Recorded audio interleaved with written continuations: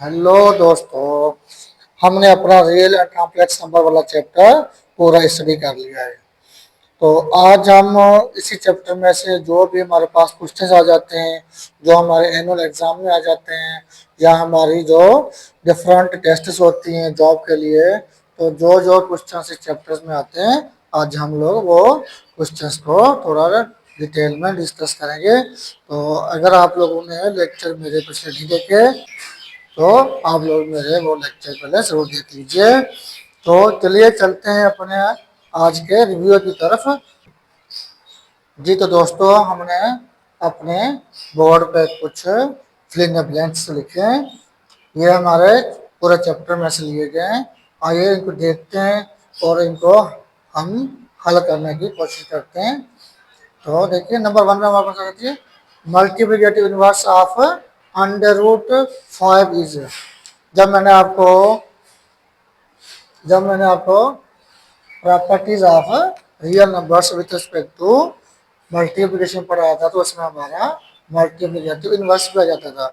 मैंने आप लोगों को बताया था अगर हमारे पास सिर्फ रियल नंबर होता है ए, तो इसका हमारे पास एक इनवर्स भी होता है जिसको हम 1/a बोलते हैं।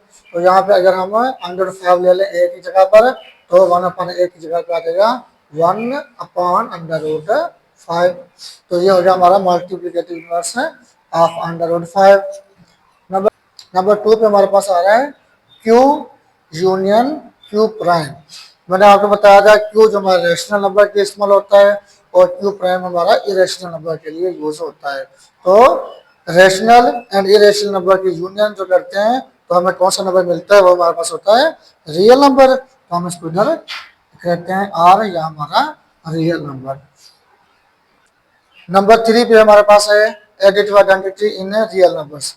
हमने properties of real numbers with respect to addition भी पढ़ी थी, तो उसमें मैंने आपको एडिटिव आइडेंटिटी बताई थी। एडिटिव आइडेंटिटी हमारी क्या होती है, किसी भी नंबर में कोई भी हम रियल नंबर ले लें, जैसे हमने ए लिया था, इसमें अगर हम जीरो ऐड करते हैं तो हमारे पास वही जो नंबर होता है वही हमारे पास आंसर आता है। तो हम जीरो को एडिटिव आइडेंटिटी बोलते हैं इन द रियल नंबर्स। जैसे आप 5 ले लें, 5 प्लस 0 कीजिएगा, 5 प्लस 0 करेंगे तो हमारे पास 5 आएगा। तो ये जीरो क्या है, जीरो इधर हमारी एडिटिव आइडेंटिटी होती है, तो इसका आंसर आएगा 0। नंबर 4 पे 5 plus 6 plus 7 is equal to 5 plus 6 plus what. तो हमने ये भी हमारी एडिशन वाली प्रॉपर्टी होती है ऑफ रियल नंबर्स। ये हमारी एसोसिएटिव प्रॉपर्टी ऑफ एडिशन होती है। इसमें हमारे पास कोई भी 3 रियल नंबर मिले होते हैं, तो हमने क्या करना है, या तो हम पहले 2 शुरू वालों को ब्रेक कर देते हैं या 2 लास्ट वालों को। अभी यहाँ पे हमारे पास इधर लेफ्ट साइड पे हमारे पास दोनों लास्ट वाले को ब्रेक कटे, तो इधर हमारे दोनों फर्स्ट वाले को ब्रेक कटे, तो इधर हमारा एक नंबर मिसिंग हो गया, कौन सा 7। तो इधर हमारा आंसर आएगा 7। नंबर 5 पे हमारे पास आ जाती है 3 प्लस -3। अभी देखिए ये हमारे पास क्या होता है, एडिटिव इनवर्स होता है। ये भी हम लोगों ने डिस्कस किया था।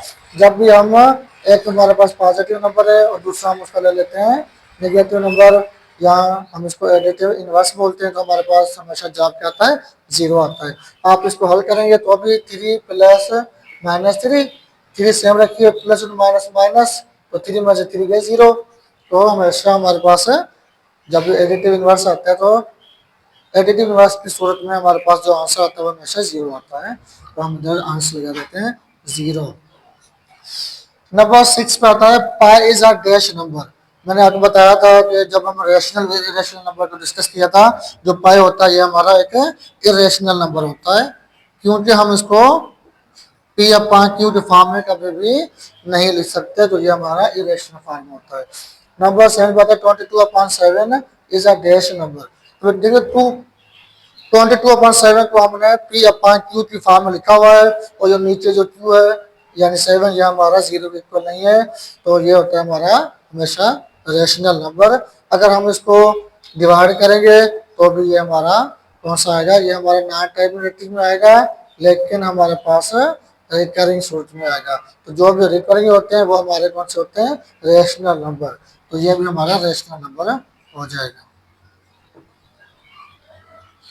नंबर 8 पे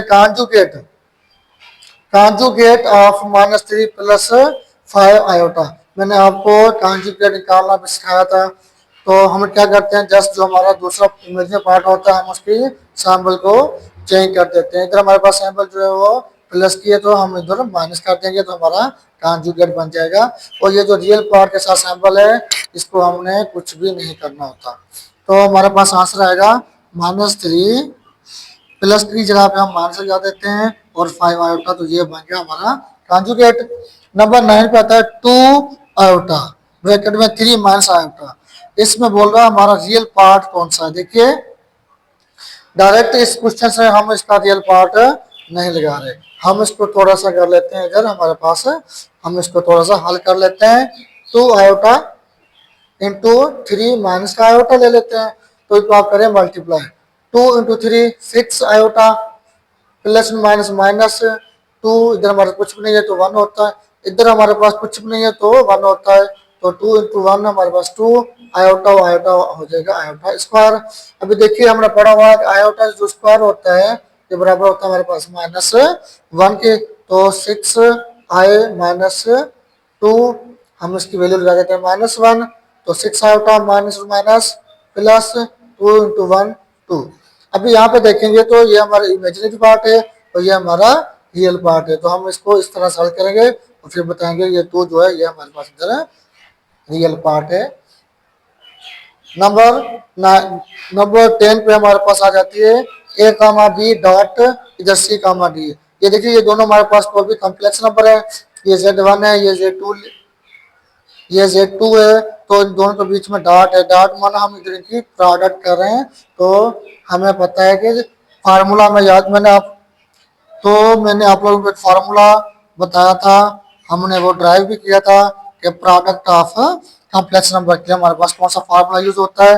वो फार्मूला आप लोगों को हमेशा याद रखना चाहिए। तो वो फार्मूला हमारे पास कौन सा होता है, A C minus B D real part में और B C plus A D हमारा हो जाता है इमेजिनरी पार्ट में। तो ये होती है हमारे प्रोडक्ट के लिए फार्मूला।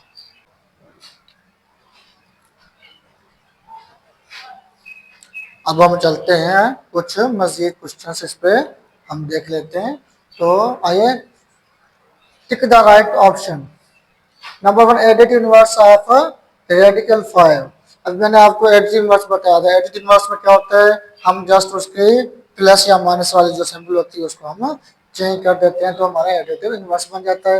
यहाँ पे देखिए ये प्लस का √5 है तो ये भी प्लस का √5 है, और यहाँ पे माइनस का √5 है, ये 1/, ये तो हमारी मल्टीप्लिकेटिव इनवर्स हो गया, और ये भी नहीं है। तो √5 की अगर प्लस का है तो यहाँ पे हमारे पास माइनस का है, तो ये -5 अंडर रूट में इसका एडिटिव इनवर्स हो जाएगा। तो आप लोग इसको टिक कर दीजिए। नंबर 2 पे आती है 5 आयोटा मल्टीप्लाई बाय -2 आयोटा। देखिए मैंने आपको प्रोडक्ट सिखाई थी, हम इसको इधर थोड़ा सा हल कर लेते हैं। 5 आयोटा मल्टीप्लाई बाय -2 आयोटा। तो देखिए 5 ये प्लस का ये माइनस का, प्लस इंटू माइनस पहले minus 5 to the 10 iota, iota हो जाता है आयोटा स्क्वायर। तो -10 आयोटा स्क्वायर की वैल्यू याद है आपको -1 होती है, तो हम इधर माइनस की 1 लगा देते हैं। अब देखिए माइनस इंटू माइनस प्लस 10 1 10, तो आंसर आएगा हमारे पास प्लस का 10। तो प्लस का 10 कहाँ पे है हमारे पास, माइनस का 10 प्लस का 10, ये प्लस का आयोटा, तो ये वाला हमारा आंसर आएगा सही। नंबर 3 पे देखिए 3 इंटू 5 प्लस 7, इधर 3 मल्टीप्लाई बाय 5 प्लस 3 इंटू 7 है। तो ये बोल रहा है कौन सी प्रॉपर्टी है, तो मैंने आप लोगों को distributive property of multiplication over addition और सब्ट्रैक्शन दोनों पढ़ाई थी। तो यहाँ बीच में हमारी एडिशन है, हम इसको क्या बोलते हैं, distributive property of multiplication over addition. तो कम्यूटेटिव एसोसिएटिव और ये होती है हमारी distributive property. Number 4 under root में -2 मल्टीप्लाई बाय फिर से -2, तो आंसर हमारा क्या आना चाहिए। देखिए -2 अंडर रूट में हम इधर लेते हैं -2 मल्टीप्लाई बाय अंडर रूट -2। आपने लास्ट पढ़े होंगे तो दोनों का देखिए यहाँ पे बेस सेम आ रहा है, हम दोनों को एक दफा ले लेते हैं -2 के ऊपर हम अंडर रूट लगा देते हैं, और 2 दफा है तो हम इस पर स्क्वायर लगा देते हैं। तो देखिए ये दोनों आपस में कट, मेरे पास आंसर आएगा -2। अगर आपको ऐसे भी समझ में नहीं आ रहा तो आप ऐसे कर लीजिए, -√2 मल्टीप्लाई बाय -√2 हो गया। आपने क्या करना है, एक दफा इनको अंडर रूट में लिख लें, -2 मल्टीप्लाई बाय -2। अब देखो -2 और -2, हम इसको -2 का स्क्वायर ले सकते हैं, ऊपर हमारे अंडर रूट पड़ा है, ये हमारा स्क्वायर रूट है, ये स्क्वायर, ये दोनों आपस में कैंसिल हो जाते हैं, तो भी आंसर हमारे पास -2 ही आएगा। तो यहाँ पे हमारे पास आंसर क्या आना चाहिए, -2। अच्छा, number 5, R is not closed under addition, subtraction, multiplication या डिवीजन। देखिए ये बहुत ही इंपॉर्टेंट क्वेश्चन है, देखिए ये बहुत ही हमारा एक इम्पॉर्टेंट क्वेश्चन है जो आमतौर पर हमारे टेस्ट में भी आता रहता है। तो देखिए हमने रियल नंबर पढ़े थे, हमने उसमें एडिशन पढ़ी, हमने उसमें मल्टीप्लिकेशन भी पढ़ी, और हमने उसमें डिवाइड, हम उसमें सब्ट्रैक्ट भी करते हैं। लेकिन ये हमारा जो होता है रियल नंबर, ये डिवीजन के अंडर क्लोज्ड नहीं होता। क्यों नहीं होता ये भी आपको बताता हूँ। देखिए आपको पता है कि अगर हम 2 जो हमारे पास रियल नंबर है, हम उसको डिवाइड करते हैं 0 के साथ, तो ये हमारा रैशनल नंबर नहीं रहता, रैशनल नहीं है, तो ये हमारा रियल नंबर में भी नहीं आएगा ना। तो क्योंकि 0 से डिवाइड करते हैं तो ये हमारा टर्म जो होता है अनडिफाइंड हो जाता है, तो इसलिए हम इसको अंडर डिवीजन स्टडी नहीं करते। तो हमारा आंसर होगा वो, यहाँ पे बोल रहा है किसके नीचे, यहाँ पे बोल रहा है कि R is not closed under, तो ये डिवीजन के अंडर क्लोज्ड नहीं होता, क्योंकि अगर 0 से डिवाइड करेंगे तो हमारे पास अनडिफाइंड टर्म आ जाएगा, इसलिए हम बोलते हैं कि ये हमारा डिवीजन के अंडर क्लोज्ड नहीं होता। तो ये था आज का हमारा रिव्यू, हमने पूरे चैप्टर में से कुछ इंपॉर्टेंट क्वेश्चन लिए और आप लोग के सामने हमने उसको हल किया। ये क्वेश्चन आपके लिए बहुत फायदेमंद होने जा रहे हैं। अगर आज का लेक्चर आप लोगों को पसंद आया तो लाइक, शेयर और कमेंट कर दीजिए, और मेरे चैनल को सब्सक्राइब भी कर दीजिए। Thank you.